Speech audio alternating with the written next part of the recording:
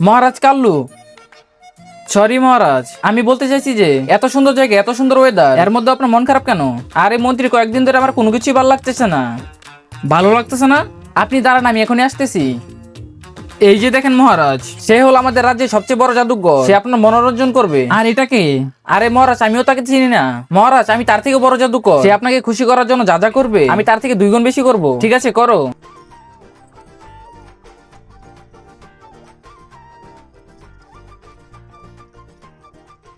হ্যাঁ, আরে বাহ মন্ত্রী, একে একটা স্বর্ণের হার দাও। আরো কি 2টা দাও। এখন আরো জাদু দেখাও, যাওয়ার সময় পুরস্কার নিবা। আরে বাহ, আরে বাহ, অনেক সুন্দর। মন্ত্রী, একে একটা বাড়ি দাও, আর ওকে 2টা বাড়ি দিয়ে দাও। এখন জাদু দেখাও, পুরস্কার মহলে এসে নিয়ে যেও। ঠিক আছে।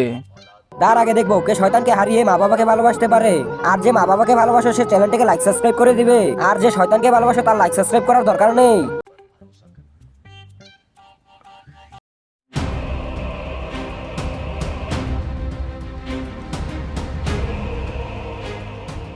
আবে অনেক মজা পেলাম।